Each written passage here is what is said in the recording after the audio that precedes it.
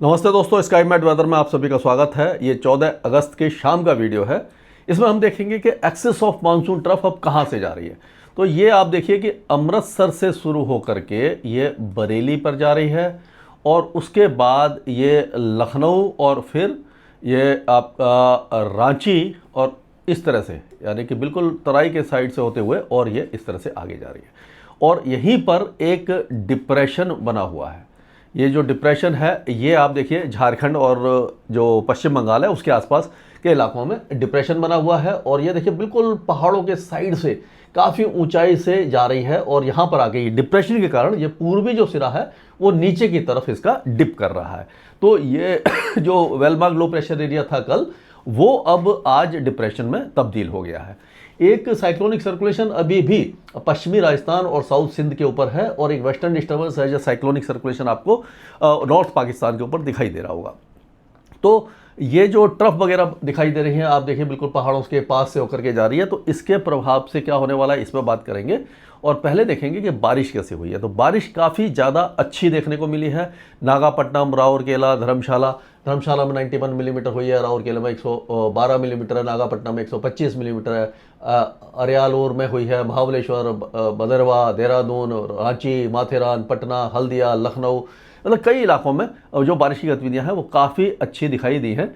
और ये अभी अगर हम देखें इस समय का, ये जो इसको मैं दिखाता हूँ आपको, जो मैप है हमारा बारिश का, इससे आपको पता लग जाएगा कि किस इलाके में कितनी बारिश हुई है। तो इसको आप देख सकते हैं।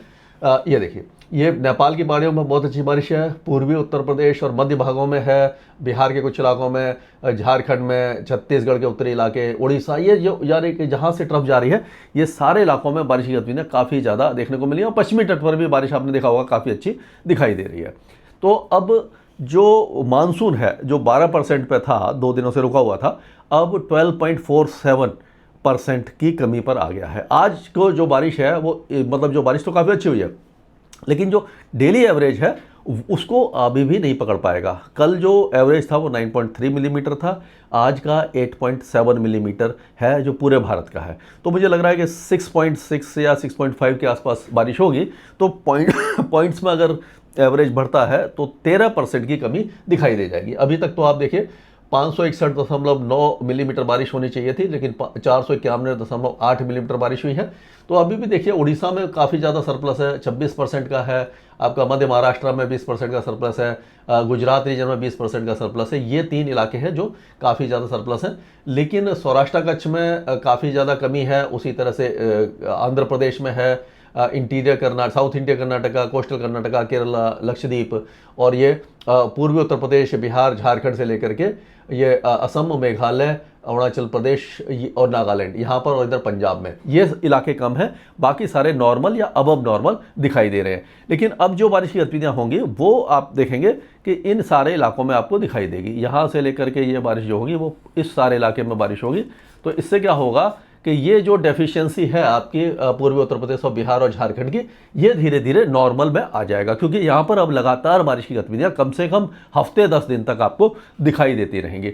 अभी का जो सैटेलाइट पिक्चर है इसमें अगर हम देखते हैं तो इसमें आप देखिए कि बादल काफ़ी ज़्यादा बने हुए हैं और ये उत्तराखंड में बहुत अच्छी बारिश हो रही है। आज हिमाचल में है, जम्मू कश्मीर तक में बारिश हो रही है और अमृतसर वगैरह में भी चांसेस दिखाई दे रहे हैं। अब हरियाणा के कई इलाकों के साथ साथ उत्तर प्रदेश के कई इलाके भारी बारिश देखेंगे। उत्तर पूर्वी राजस्थान के साथ साथ मध्य प्रदेश, छत्तीसगढ़ और उड़ीसा में बारिश की गतिविधियाँ रहेंगी। बिहार, झारखंड और पश्चिम बंगाल में बारिश थोड़ी सी कम हो जाएगी और उसी तरह से देश के पश्चिमी तट पर भी अच्छी बारिश की संभावना हमें दिखाई दे रही है।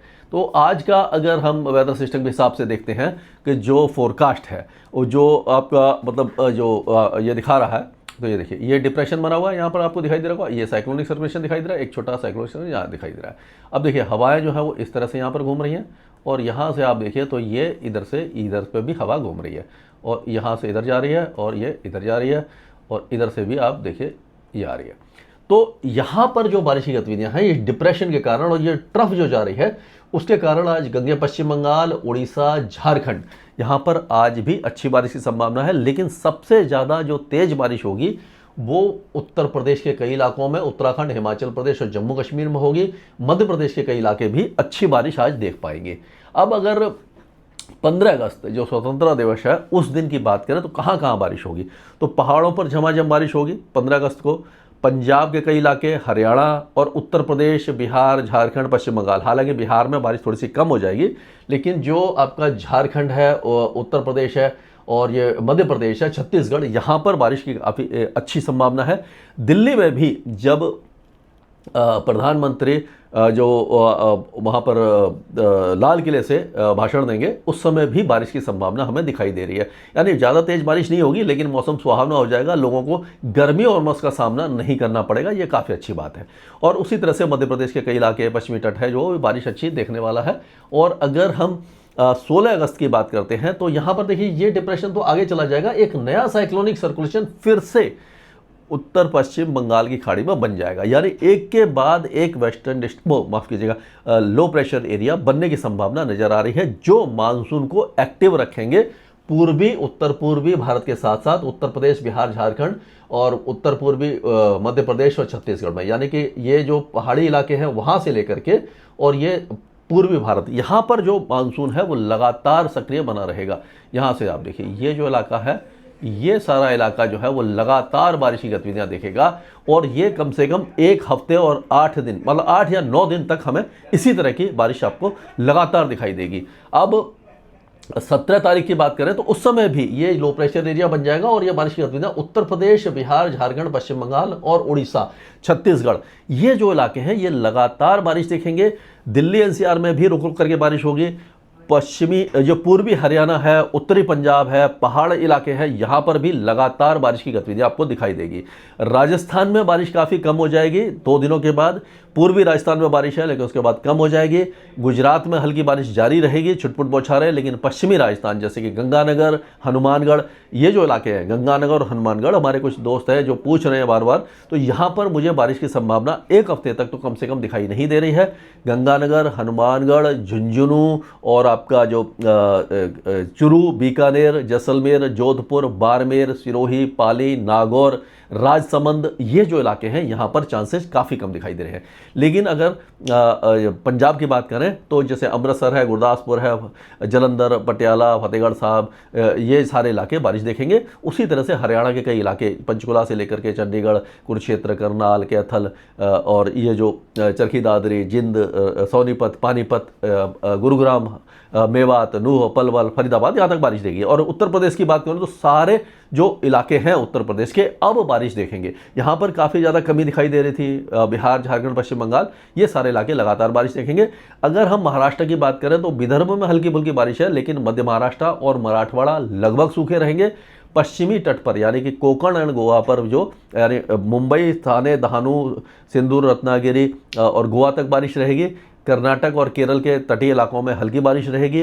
रायलसीमा, आंध्र प्रदेश, तेलंगाना, तमिलनाडु, ये इलाके काफ़ी कम बारिश देखेंगे। अंडमान में ठीक बारिश है और लक्षद्वीप में छुटपुट बौछारें आपको दिखाई दे सकती हैं। स्काई मैट वेदर में अभी के लिए इतना ही।